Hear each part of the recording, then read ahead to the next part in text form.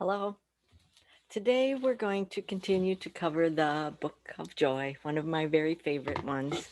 Last week we talked about the obstacles to joy, and I just want to repeat them because they are pretty much forefront with us, and we're always thinking about them.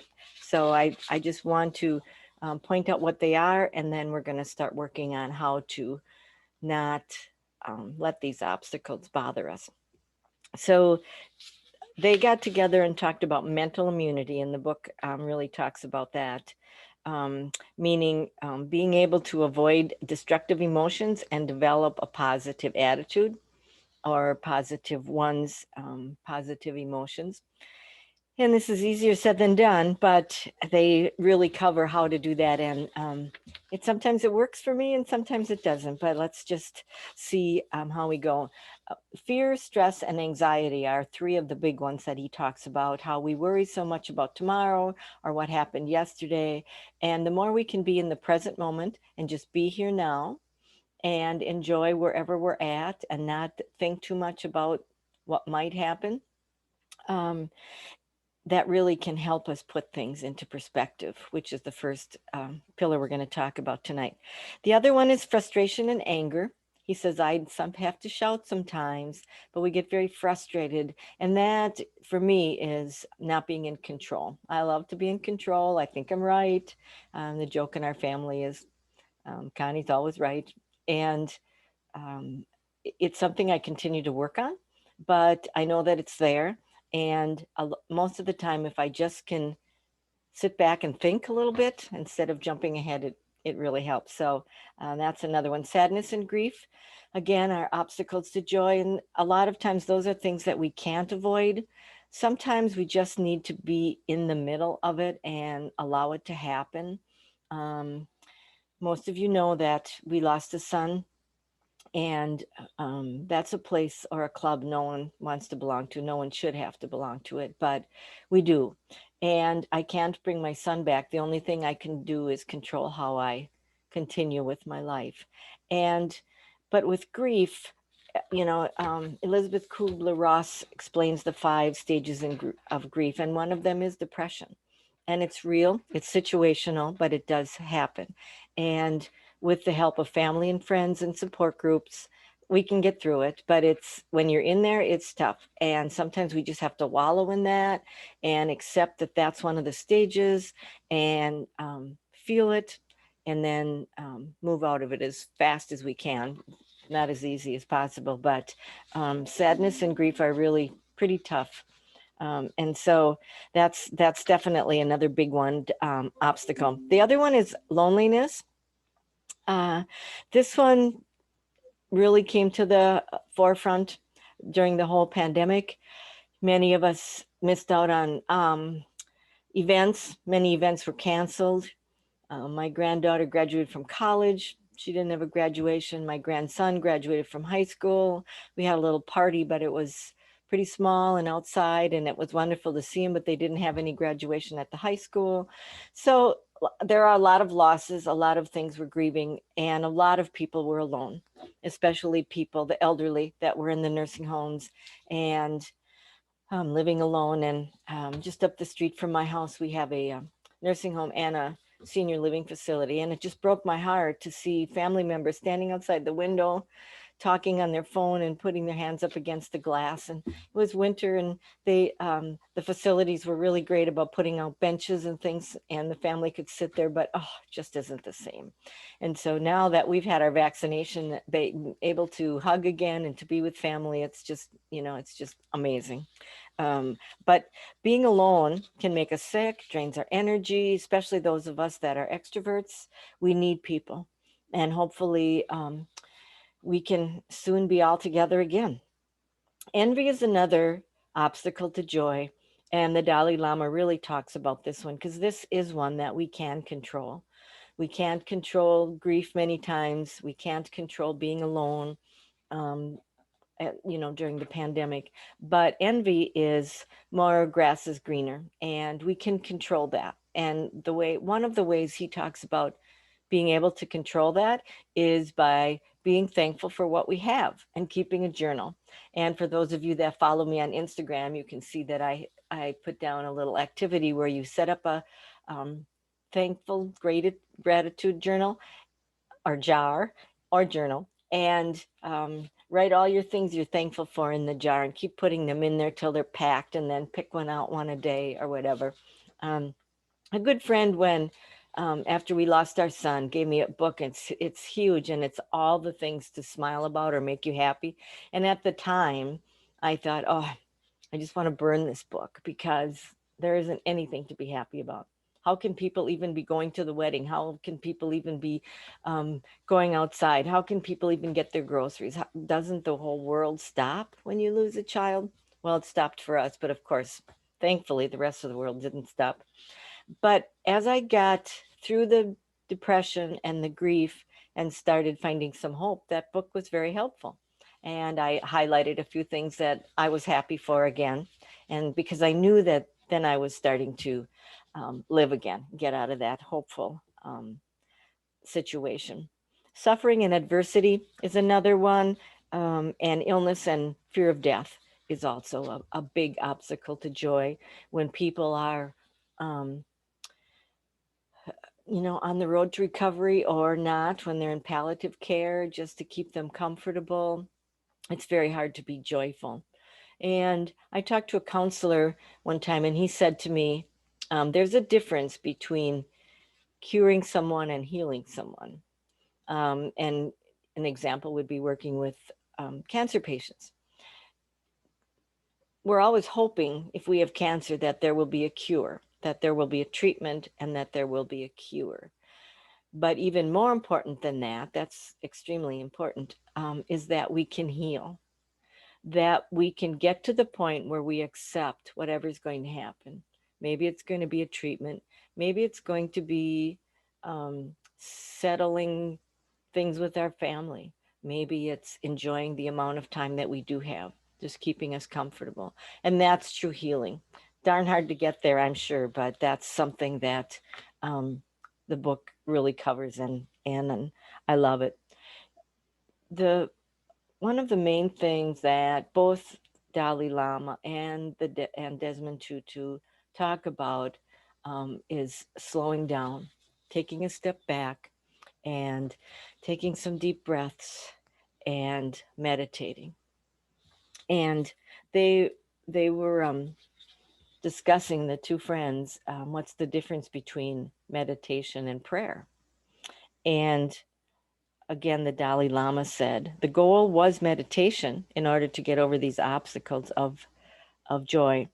But I've never been quite sure where meditation ends and prayer begins, or where prayer ends and meditation begins. I have heard it said that prayer is when we speak to God, and meditation is when God answers. And I really like that one. Meditation really helps me calm down. It helps me put things in perspective. It helps me be here now. I'm not perfect at it, but I continue to work on it. So today I wanted to talk about the first pillar, and that one is perspective. And again, the book says a healthy perspective is the foundation of joy and happiness. So that's why they start with this first one.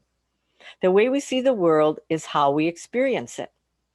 And stress, illness, all of the obstacles that we talked about really makes it hard for us to step back and to have perspective. Like during this pandemic, it was really hard to see any good, but as we're starting to come through it, some really great things have happened. We appreciate our families more. We're all learning to be online, taking a lot more classes online. And even though face to face is great, there are many more opportunities now for us. Instead of traveling, I can do a lot more with my um, coaching, and I can see clients all over the world through Zoom, and it's really great. And in coaching, we call having a better perspective disassociating with the situation.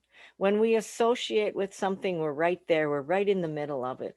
But if we can take a step back and disassociate, like a little fly on the wall, and look down at ourselves and look at the situation, the God's perspective view, or the God's view perspective is what they talk about it. God's eye perspective, that's what they call it. And we it's hard, but we can, if we can step back, it really helps us think about um, what could possibly happen, think about some positive things, and maybe work through that. um, Stephen Covey said, change the way you look at things, and the things you look at change. And I truly believe that. I think that we can look at a glass as half empty or half full, and it's up to us to do that. And the book of Joy is very helpful with that. I wanted to share with you, if I can just find that, a quick view of my book here. Where did I put that? There it is. I want to share my the book of Joy. I wrote this, and all of you can certainly have a copy of it. I have a copy of the PDF in my Facebook group here. So I I took some highlights of each one of the pillars and talked a little bit about reframing and God's eye perspective and just a high level view. But then I've included some thought provoking questions. And what I'd like to do, do this with my clients and ask them to take um, uh, disassociate with the situation and take a step back. And the process that I use is, you can do this as I talk about it. What I'd like you to do is think about a situation where you're stuck. You just can't seem to get out of it, and that's what we call the present state. And then I would like you to think about, how would you like it to be, and that's the future state. And I can use an example of, I want to, let's say for an example, lose 10 pounds.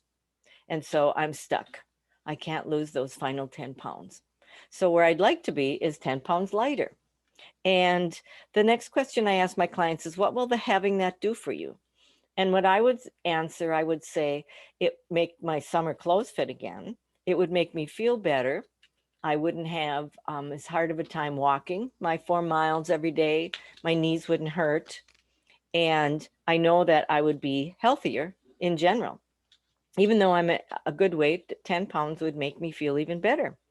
And the next question I'll ask people is, how will you know when you have it? Well, this one's pretty easy because I would be 10 pounds lighter. A lot of times it's deeper than that with the clients. They want to change a relationship, they want to find a new job, they want to move on with a situation at work. And then I'd ask them, so if, for my situation, if you lost the 10 pounds, what will you see and feel and hear? Well, I'll see myself being happier. I'll see myself looking better. I'll feel my confidence raised. I'll feel good about not having to go out and buy a whole bunch of new clothes. Although I have to admit, I am anxious to go shopping. It's been a while. And then the next question I'd ask them is, where do you want that? With whom do you want that? And if it's a situation, they would talk about who they wanted this new relationship with or whatever. But I want it with myself. And um, so the next question is, why haven't you been able to do it so far? What's the obstacles? What's getting in the way? And what I would say is, the weather's pretty crappy, so it's been hard to get out and walk. It's been cold and raining. Um, and It'd be easy to blame my hubby because he likes potato chips and cookies and ice cream. Now, he doesn't shove them down my throat, but they're in the house. So it's kind of hard to say no.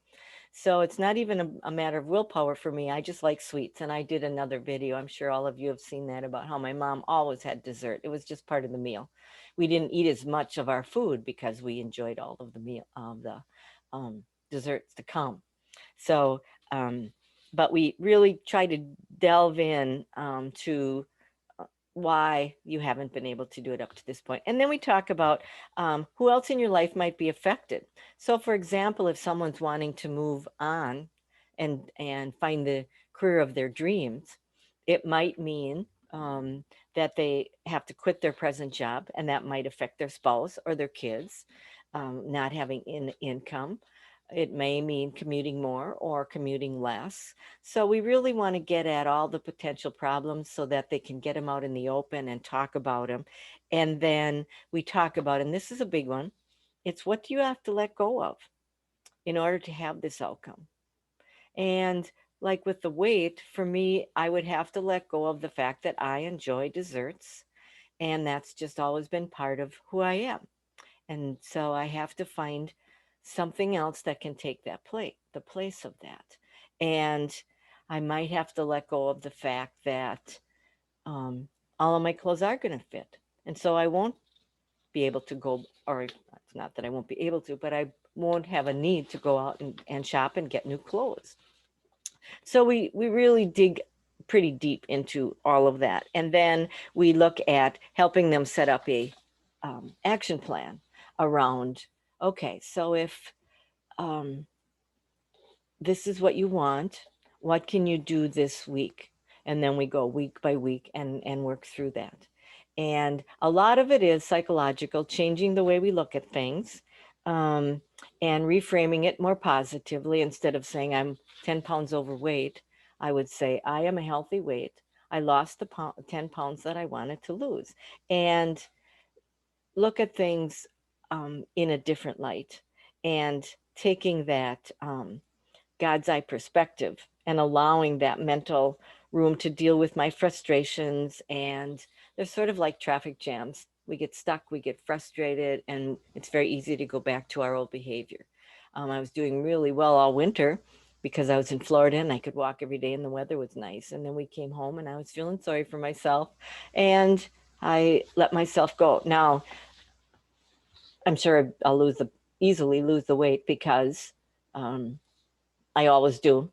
And when I get up to over up to the 10-pound mark, that's when I get serious, because I always tell myself it's much easier to lose 10 pounds than 50 pounds.